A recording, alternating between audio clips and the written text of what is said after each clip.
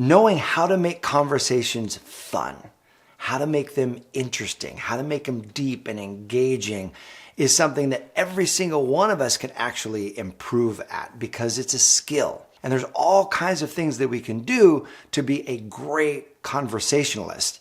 And the challenge is something that a lot of people don't know because we've never learned some of these techniques and some of these tools. But the advantage of knowing these techniques is that not only do you make the conversation on the date more enjoyable, you make a greater connection with the person that you're on the date with, but the other advantage is that you yourself have a much better time. Your anxiety level goes down because you're not worried about, ooh, am I going to be able to connect with this person? Because you've got the skills to connect with anyone and the skills to make any kind of date fun and enjoyable for yourself. And so today we're going to look at 8 simple strategies, 8 things that you can do so that your conversations are never boring again. So for the first tool, let's consider this principle. It goes like this: be an interested introvert rather than an interesting extrovert. This is a myth. You don't just want to be one or the other. A great conversation has both people receiving and giving, both people listening and sharing. So yes, you do want to be an interested introvert. And you want to discover about the other person. You want to ask them questions. You want to find out about them. And at the same time, you want to be an interesting extrovert. So this might be your natural persona. You might be extroverted. You might be the person who loves to talk, loves to share, loves to tell stories. And silence is like awkward for you. Like if there's any silence on the date, you cringe and you've got to fill it with talk. So if you tend to lean on that end of this criteria, then focus on being a more interested introvert. On the other hand, if you're a bit more introverted and you like to let the other person do all the talking, you want to focus on how can you dial up more of your extroverted nature? How can you bring more and contribute more to the conversation? And in these next tips, I'm going to give you specific ways to do both of these. And so number 2 is to create a pattern interrupt. See, a pattern interrupt is something that you don't expect to happen, and so therefore it grabs your attention. And so here's a couple of easy questions that you can ask that create that pattern interrupt effect. You can say, hey, can I ask you a personal question? And at that moment, the direction just went in the conversation and got a whole lot more engaging. You can say, personal question. Can I ask you a random question? Can I ask you an unusual question? So for example, you could say something like this: hey, can I ask you kind of a random question? And they'll say, sure. And you say, when was the last time you had a strong intuitive hit about something? And did you follow through with that intuition? And then they'll talk to you about that. And it takes the conversation in a cool, interesting way. And that leads us to strategy number 3, which is to share good personal stories. You know, what makes conversations fun are the stories that we tell. If you're just going to talk about facts and things that have happened and the status of your life and all of this and that, it's okay. But what really brings conversations to life are hearing stories, because stories take us on an adventure. Stories evoke emotion. Stories are memorable. Stories build connection. If you're going to ask a question, a random question, like when was the last time you had an intuitive hit about something and did you follow through, you want to know that they're probably going to ask you that same question. And so have a story about a time in your life. If you want to ask them a story about an embarrassing moment, have a story about a time in your life when you experienced an embarrassing moment and the two of you are connecting through shared stories. A couple of quick tips on sharing personal stories in a way that's engaging. Stories have a setting, so you know exactly where you were. They've got some details that bring the story to life. They've got some emotion to it, and it's got a point or a conclusion. Nothing worse than listening to a story thinking, where is this going? Why is this relevant? When is this going to end? On the other hand, a good story captivates the listener. So on the intuition story, the reason I thought of that question is because just recently I had an experience that was just impactful in my life where I was asking Spirit, I said, I want to have a closer relationship with my intuitive faculty, like really being guided by Spirit. And so a couple weeks later, I take the whole family up to Big Bear on a snowboarding trip. On the way up there, we stopped for lunch and there's a hardware store. And there's a big blizzard moving in, huge storm, like a 50-year storm coming in. And I thought I better get some ice scrapers and some other things that I need.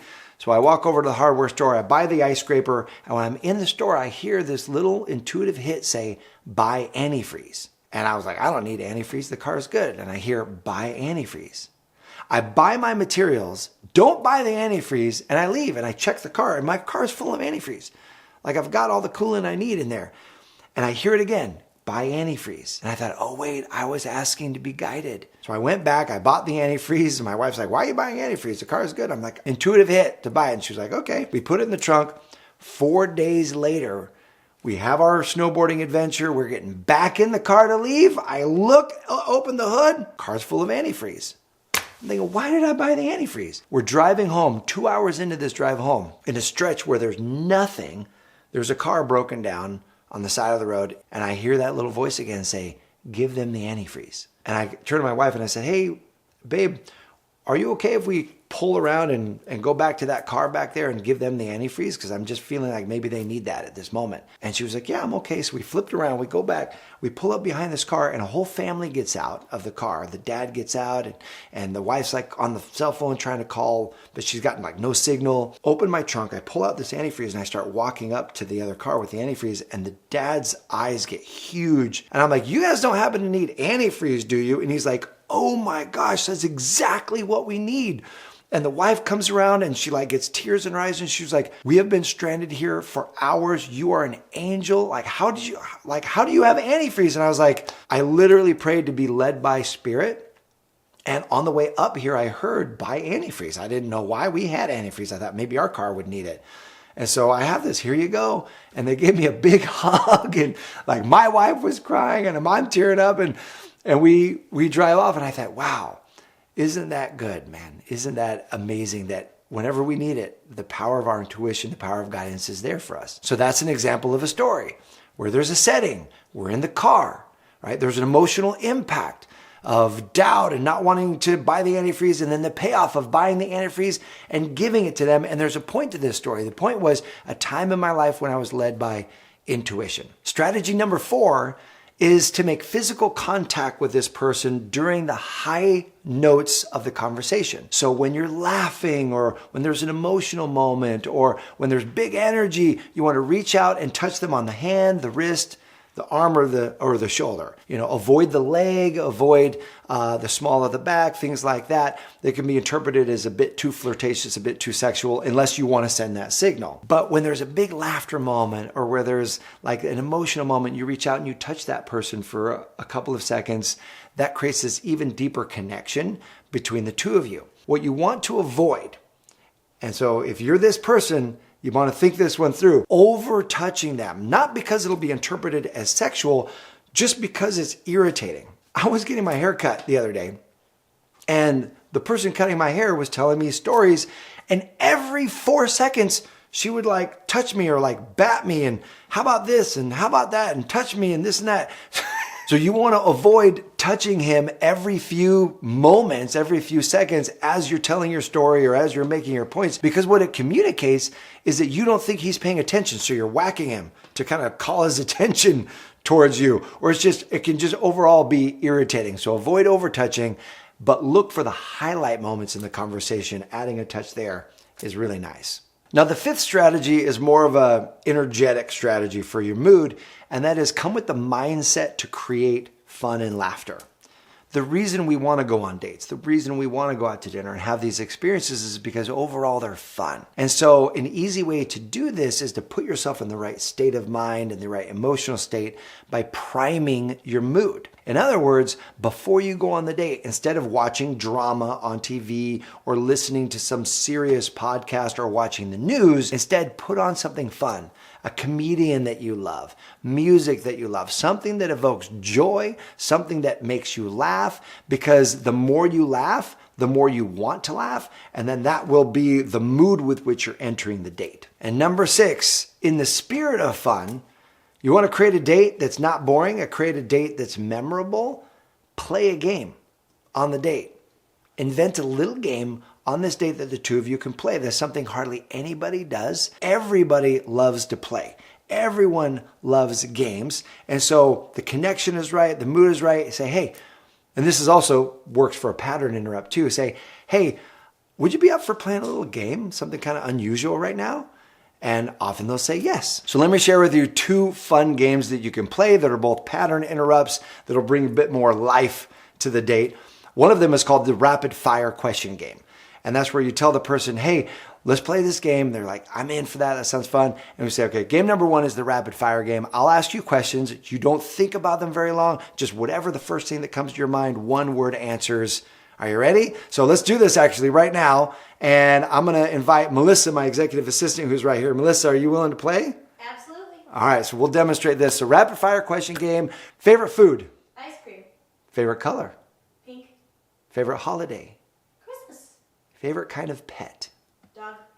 Favorite beach or favorite vacation? London. And so you get the picture and you just go and you have fun with it and you ask questions and then they'll do it for you as well. Second kind of game that you could play is called the endless question game. And I love this game because this game is you cannot answer the question. Your job is to keep questions going. So I would ask a question and then she would ask a question. And the first person to break questions and actually answer loses that round, okay? So it would look like this. Did you have a good morning this morning? What was the most impactful book you've ever read? Are you having fun right now? What was the second most impactful book you've ever read? Are you getting along with your sister? What was the third most Oh, she's impactful hacking book the you've game. ever read? She's hacking the game. So those are two fun games that you can bring to spice up the conversations you're having on your dates. The 7th tip to never be boring, be fully interesting in your conversations is to create first-time experiences.